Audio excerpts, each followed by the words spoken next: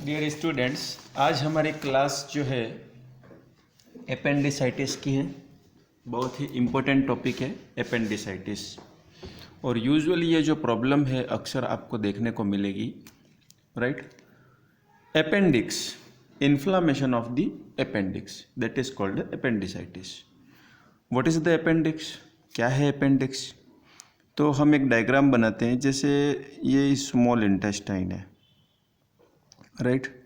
और small intestine से जैसे ही यहाँ पे लार्ज इंटेस्टाइन की बिगनिंग स्टार्ट होती है, right, caecum, colon and rectum. तो ये मैंने कॉलम बना दिया यहाँ पे। This is the colon, transverse colon, and this is the ascending colon, and this is the sigmoid colon, then rectum. अब यहाँ पे ये जो स्ट्रक्चर है, ये तो क्या हो गया, स्मॉल इंटेस्टाइन हो गई। ये क्या हो गई? Small intestine. हमारे टॉपिक का नाम क्या है? अपेंडिसाइटिस।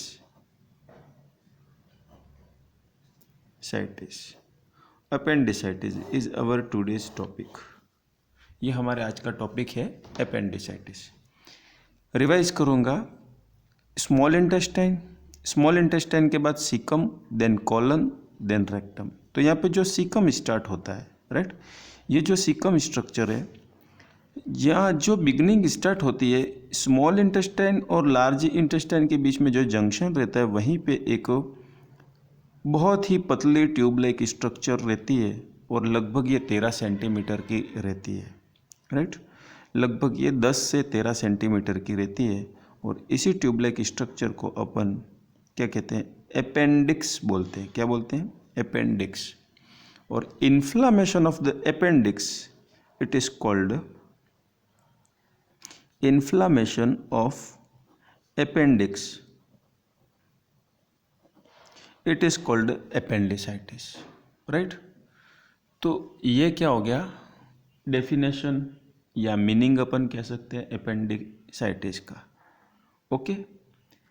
एक चीज़ और बताना चाहूँगा मैं कि सपोज ये क्या है? एब्डोमिनल कैविटी है, सॉरी एब्डोमिनल वॉल है, एंटीरियर एब्डोमिनल वॉल, और ये अम्बलाइकल पॉइंट है, राइट।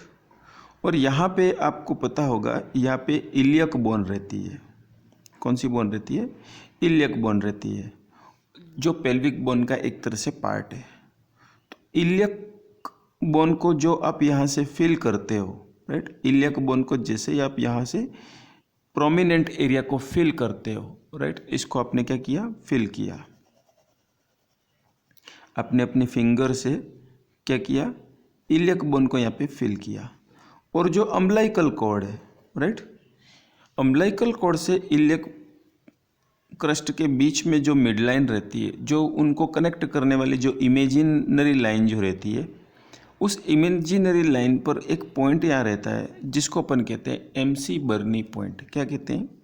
एमसी बर्नी पॉइंट। क्या कहते हैं? एमसी बर्नी। स्पेलिंग आप देख लेना, मैं आपको सारा डिटेल अवेलेबल करा दूंगा, राइट। तो यहाँ पर एमसी बर्नी पॉइंट के जस्ट बिलो अपेंडिक्स जो है वो सिचुएटेड रहती है। समझ में आ गया? एमसी बर्नी पॉइंट के जस्ट बिलो क्या रहता है? अपेंडिक्स सिचुएटेड रहती है। इसका एक एग्जांपल और बताता हूँ, जिससे मैं इस चीज़ को समझने के लिए, ये लेफ्ट निपल है और ये राइट निपल है, राइट। तो लेफ्ट निपल के जस्ट बिलो क्या होता है? Apex of the heart, right. Left nipple के जस्ट बिलो क्या होता है? एपेक्स ऑफ द हार्ट रहता है। हार्ट का एपेक्स पार्ट जो है वो लेफ्ट निपल के बिलो रहता है।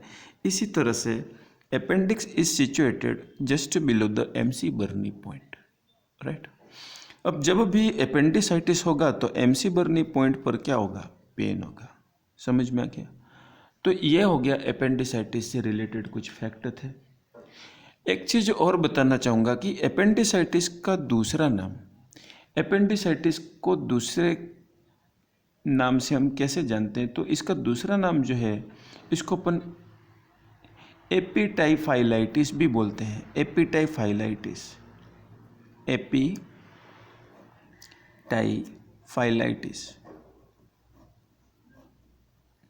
एपिटाइफाइलाइटिस। तो आज हम सिर्फ अपेंडिसाइटिस नहीं पढ़ रहे हैं, आज हम एपिटाइफाइलाइटिस भी पढ़ रहे हैं। समझ में आ गया? आगे बढ़ेंगे। ये हो गया एपेंडिसाइटिस और उसका मीनिंग और एमसी बर्नी पॉइंट और एपिफाइलाइटिस, राइट। अब सेकंड क्वेश्चन हमारे माइंड में ये आता है कि ये अपेंडिसाइटिस होता क्यों है, right. Why this appendicitis occurs, क्यों होता है और पेशेंट को क्या क्या प्रॉब्लम होती है। तो इटियोलॉजी की यदि हम बात करें, पहले हम सारी कंडीशंस को समझेंगे फिर नोट्स को लिखेंगे, राइट। तो क्यों होता है, अब पहली चीज़ ये थोड़ा हम जान लेते हैं समझने से पहले कि अपेंडिसाइटिस एक्चुअल में है क्या और इसकी ज़रूरत क्यों है। तो आप जैसे ह्यूमन बॉडी की हम बात करें तो अपेंडिसाइटिस ऐसे मॉलिक्यूल्स, ऐसे फूड मटेरियल या ऐसे बॉडीज, फॉरेन बॉडीज अपन कह सकते हैं जो डाइजेस्टिव ट्रैक में आ गई है, राइट।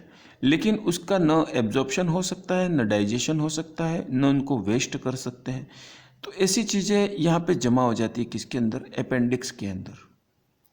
और जब अपेंडिक्स की ट्यूब लाइक स्ट्रक्चर जब भर जाता है, फूल जाता है ये, राइट, इसकी कैपेसिटी कंप्लीट हो जाती है, या अपन ऐसा कहें कि उन मटेरियल से, उन सब्सटेंसेस से, वो सब्सटेंसेस जो कि बॉडी के अंदर यूजफुल नहीं है और फूड के साथ इंजेस्ट हो गए हैं, वो सब्सटेंसेस अपेंडिक्स को इन्फ्लेम्ड करते हैं, इरिटेट करते हैं और इन्फ्लेम्ड।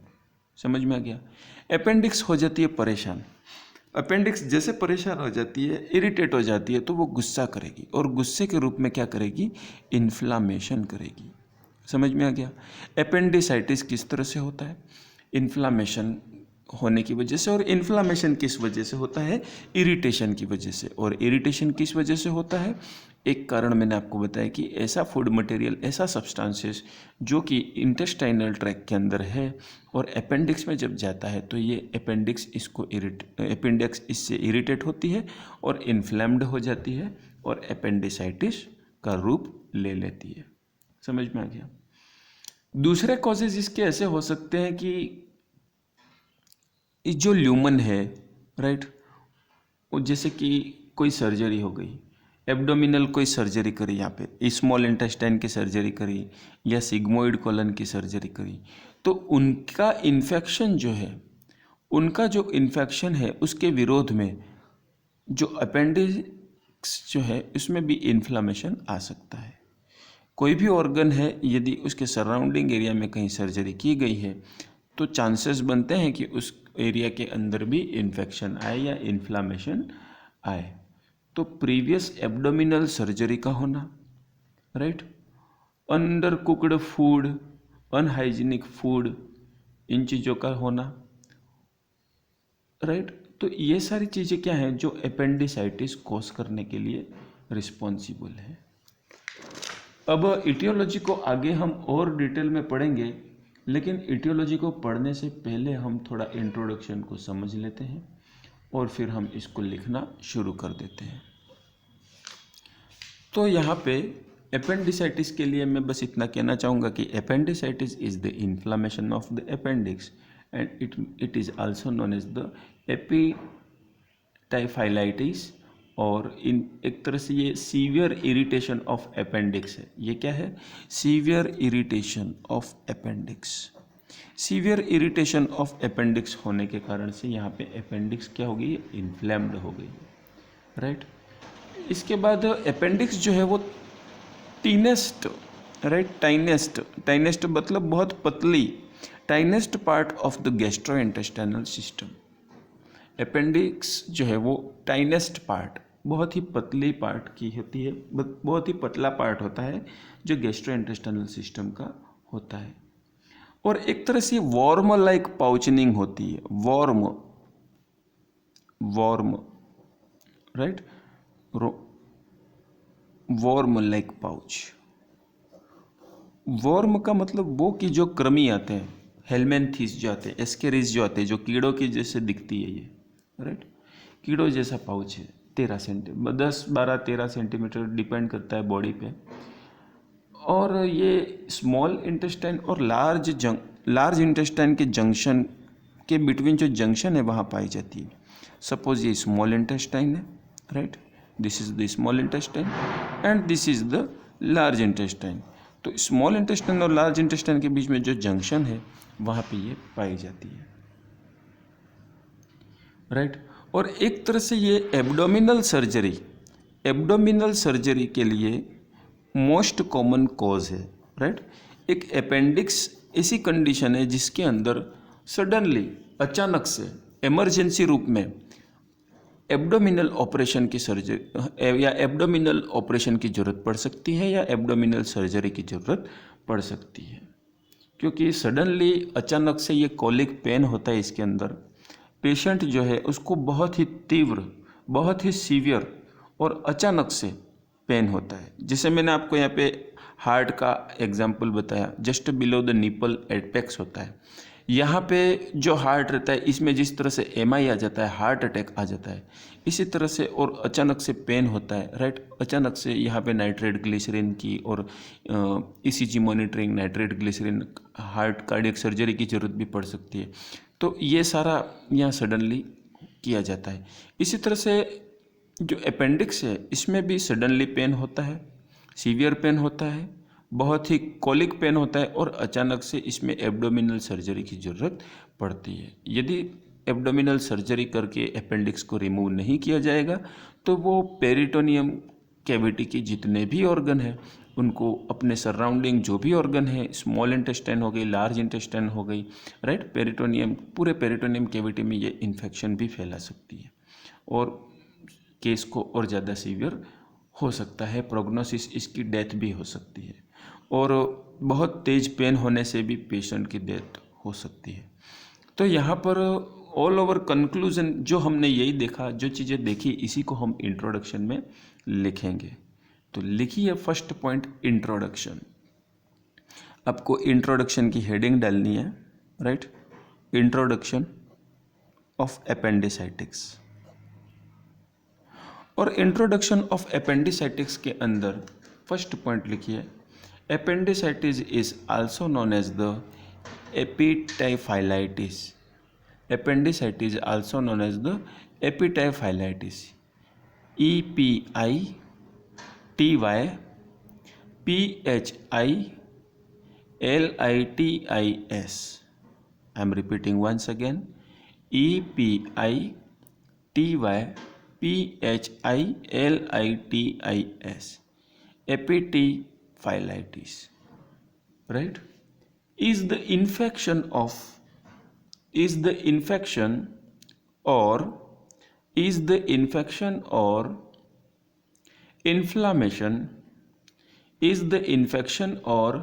inflammation, ब्रैकेट में आपको लिखना है सीवियर इरिटेशन, ब्रैकेट में क्या लिखना है, severe irritation, bracket close of the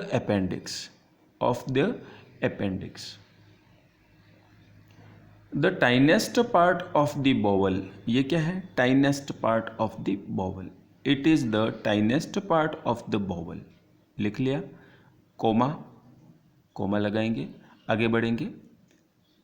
A worm like right, worm like outpouching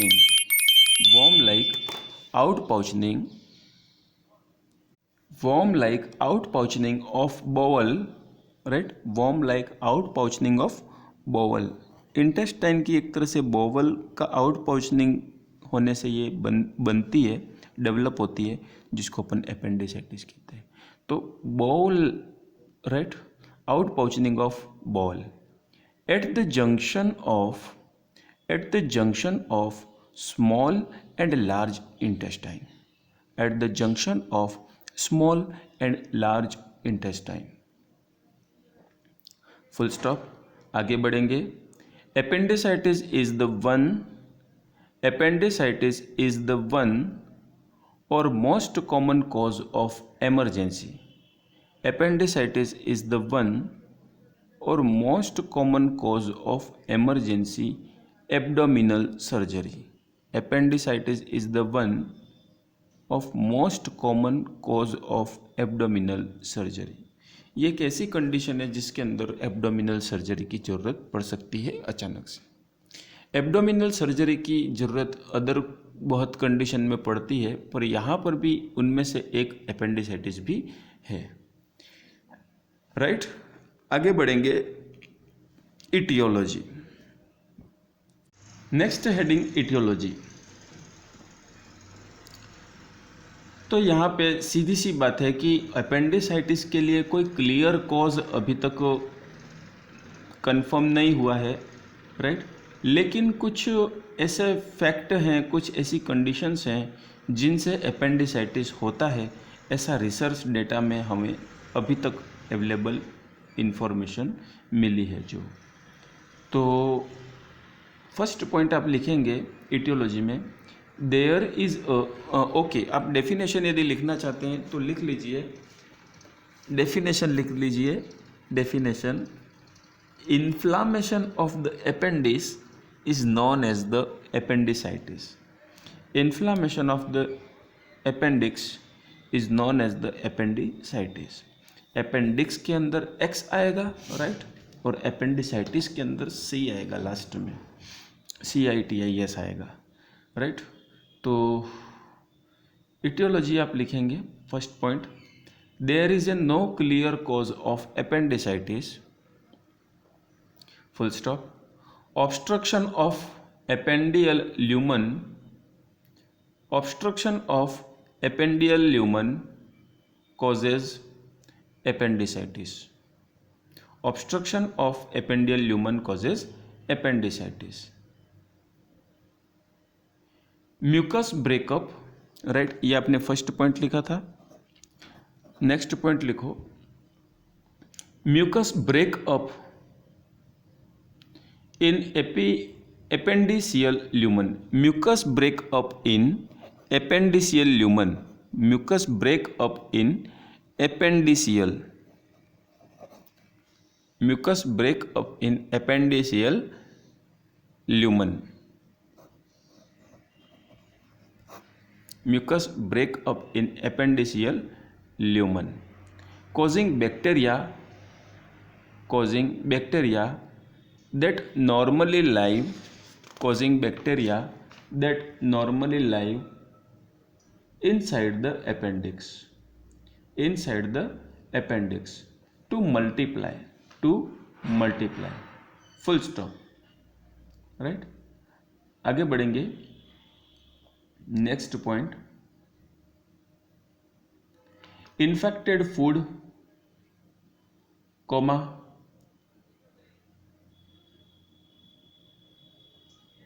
food waste, comma, hard piece, food waste, comma, hard piece, ऐसे पीसेस जो फूड में आ गए हैं, जो भारी चीज़ें आ गई हैं, राइट, जो हार्ड हैं, बहुत ही हार्ड है, ब्रेक डाउन नहीं हो सकती है इंटेस्टाइन में, उस तरह की चीज़ें भी यहाँ पे, hard pieces of stool, hard pieces of stool, right. लंबे समय तक कॉन्स्टिपेशन की समस्या रहना, तो ये भी एक तरह से अपेंडिसाइटिस क्रिएट कर सकता है। नेक्स्ट है पैरासाइट। पैरासाइटिक इन्फेक्शन से भी अपेंडिसाइटिस होता है, पैरासाइट्स, राइट। नेक्स्ट है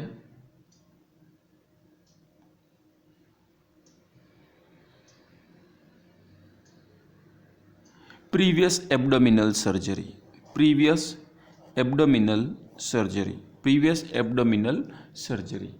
तो ये सारी चीज़ें क्या हो गई, इटियोलॉजी ऑफ एपेंडिसाइटिस, राइट। आगे बढ़ेंगे,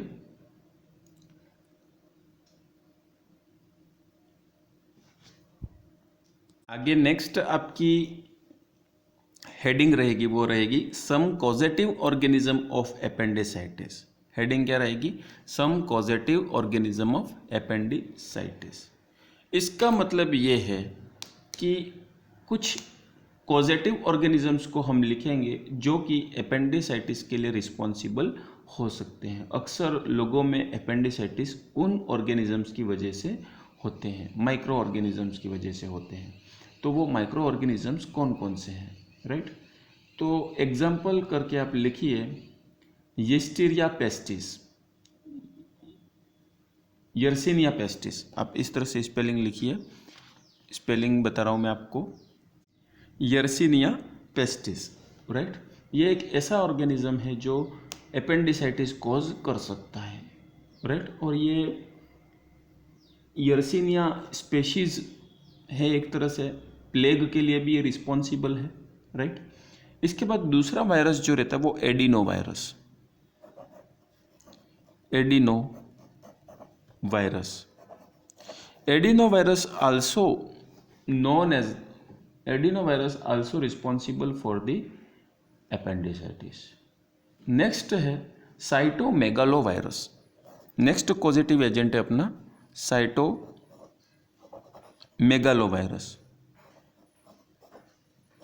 cytomegalovirus, right. So first one is the Yersinia pestis, or we can say Yersinia species. Second one is adenovirus, and third one is cytomegalovirus. Fourth one है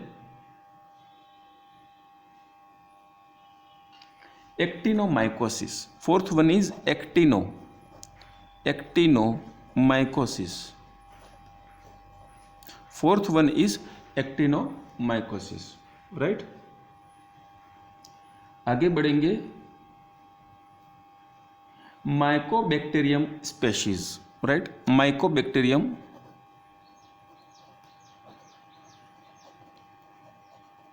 स्पेशीज। तो ये सारे ऐसे causative agents हैं जो जिम्मेदार हैं, राइट, जो संदिग्ध हैं, जिम्मेदार हैं। किसके लिए जिम्मेदार हैं?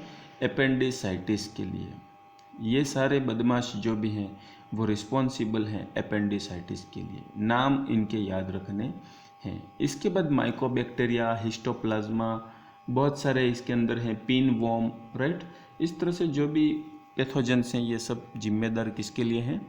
एपेंडिसाइटिस कर सकते हैं। ये जो ऑर्गेनिजम्स हैं ये दूसरे टाइप के इन्फेक्शंस भी कर सकते हैं, राइट। और एपेंडिसाइटिस जो है वो अदर से भी हो सकता है, लेकिन मोस्ट कॉमनली ये कॉजेटिव इन तरह के जो इन्फेक्शन है उससे एपेंडिसाइटिस होने की संभावना है। ऐसा हम इटियोलॉजी के अंदर पढ़ते हैं। आगे बढ़ेंगे। नेक्स्ट है पैथोफिजियोलॉजी। तो पैथोफिजियोलॉजी फर्स्ट हेडिंग, पैथोफिजियोलॉजी का मतलब ये है कि पर्सन के अंदर डिजीज कैसे ग्रोथ करती है, राइट। इटियोलॉजिकल फैक्टर से लगा के वो अपेंडिक्स तक कैसे बन जाता है। तो यहाँ पर फर्स्ट पॉइंट आपका रहेगा due to etiological factor. First point क्या रहेगा?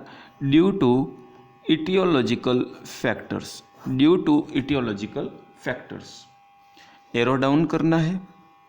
और इटियोलॉजिकल जो भी फैक्टर्स मैंने आपको ऊपर बताए उन सब फैक्टर्स के कारण क्या हो सकता है? Obstruction of the appendix lumen, right. Obstruction of appendix lumen, obstruction of appendix lumen, ये आपको लिखना है, ऑब्स्ट्रक्शन ऑफ अपेंडिक्स ल्यूमन। आगे बढ़ेंगे। डिक्रीज्ड फ्लो और drain of the mucosal secretion. Decreased flow और ड्रेन, या तो ड्रेन का या फ्लो का डिक्रीज हो जाना। किसका ड्रेन और किसका फ्लो? म्यूकोजल सिक्रीशन का, म्यूकोजल सिक्रीशन। आपके इंटेस्टाइन में जो म्यूकोजल सिक्रीशन है वो नॉर्मल है और यूजुअली जैसा सिक्रेट होता है वैसे होता रहना चाहिए। लेकिन यदि उसके अंदर किसी तरह का इन्फेक्शन लग जाए, राइट, और वहाँ पे क्या हो जाए, म्यूकोजल सिक्रीशन का फ्लो और ड्रेन कम पड़ जाए, तो वहाँ पे म्यूकोजा नया प्रोडक्शन भी नहीं होगा और जो पुराना हुआ है वो आगे ड्रेन नहीं हो पाएगा। तो इस कारण उस इंटेस्टाइन के अंदर म्यूकोजा पुराना ही बचा रहेगा और वो पुराना म्यूकोजा यदि इंटेस्टाइन में ही पड़ा रहता है, रुका हुआ रहता है, ठहरा हुआ रहता है, क्योंकि नया बन नहीं रहा है, राइट, और फ्लो नहीं हो रहा है, ड्रेन नहीं हो रहा है, तो पुराना म्यूकोजा ही यदि कंटिन्यूअसली बना रहता है तो ये इंटेस्टाइन के वॉल को इरिटेट करेगा और इन्फ्लामेशन करेगा, अपेंडिक्साइटिस भी क्रिएट ये करेगा, राइट। तो ये सारी चीज़ें होती हैं। इटियोलॉजिकल फैक्टर के कारण से क्या हो जाता है? ऑब्स्ट्रक्शन हो जाता है। किसके अंदर? अपेंडिक्स ल्यूमन में। और अपेंडिक्स ल्यूमन में ऑब्स्ट्रक्शन होने के कारण से वहाँ का म्यूकस जो है, राइट, वहाँ का जो म्यूकस सिक्रीशन है उसका फ्लो या ड्रेन जो है वो रुका रह जाएगा, वहीं पे रह जाएगा, राइट। जैसे कि ये इंटेस्टाइन है, और due to etiological factor intestine क्या हो जाती है, नैरो हो जाती है। किसी भी इन्फेक्शन की वजह से, इन्फ्लामेशन की वजह से इंटेस्टाइन क्या हो गई, नैरो हो गई। अब यहाँ पे जो भी सिक्रीशन है ये क्या आगे बढ़ पाएगा, नहीं, ये आगे बिल्कुल नहीं बढ़ पाएगा। और यदि नहीं बढ़ पाएगा तो ये गाढ़ा होकर यहीं पर क्या हो जाएगा, कलेक्ट हो जाएगा। और ये म्यूकोजा इस तरह से यहाँ कलेक्ट हो जाएगा, ये पूरा ना हो रहा है, धीरे धीरे इसके अंदर इन्फेक्शन होगा, इसके अंदर क्या हो जाएगा, इन्फेक्शन हो जाएगा, राइट। ये इंटेस्टाइन है, इंटेस्टाइन के अंदर ये म्यूकोजा है और ये क्या हो गया, इसका ड्रेन और फ्लो रुक गया है और उस कारण से यहाँ पर क्या हो गया है, इन्फेक्शन क्रिएट हो रहा है, इरिटेशन क्रिएट हो रहा है, राइट। और उस कारण से अपेंडिक्स जो है उसका प्रेशर क्या हो जाएगा, बढ़ जाएगा, राइट।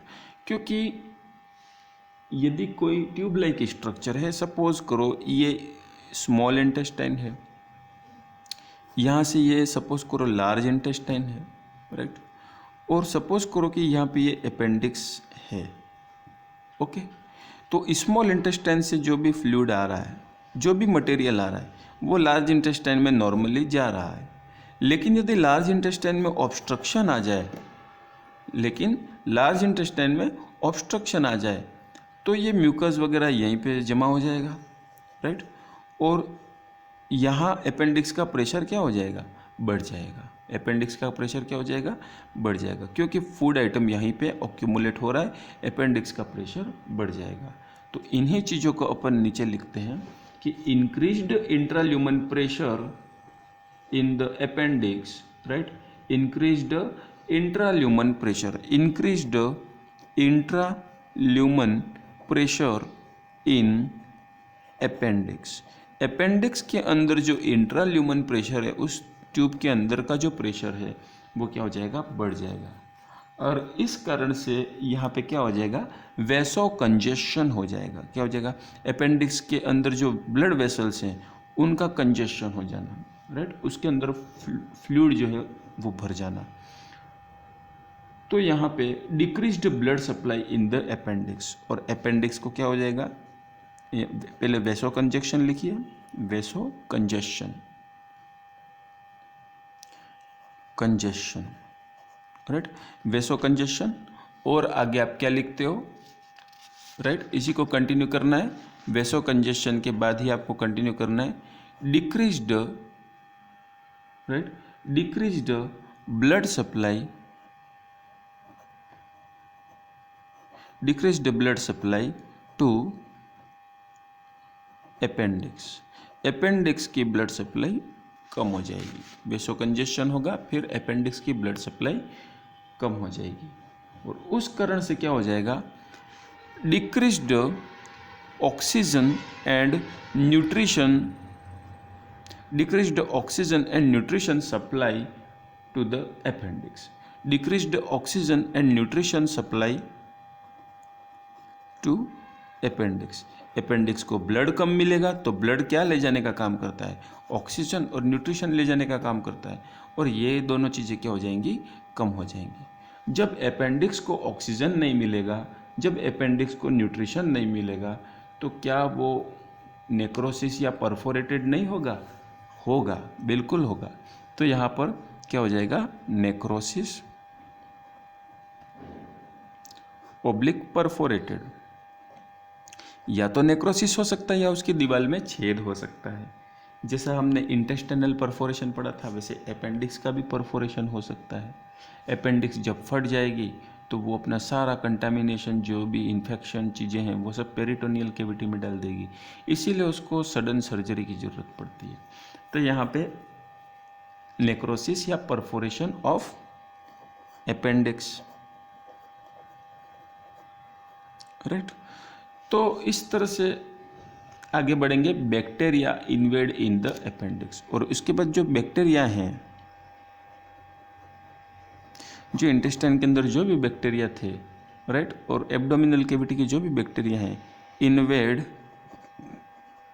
इन अपेंडिक्स,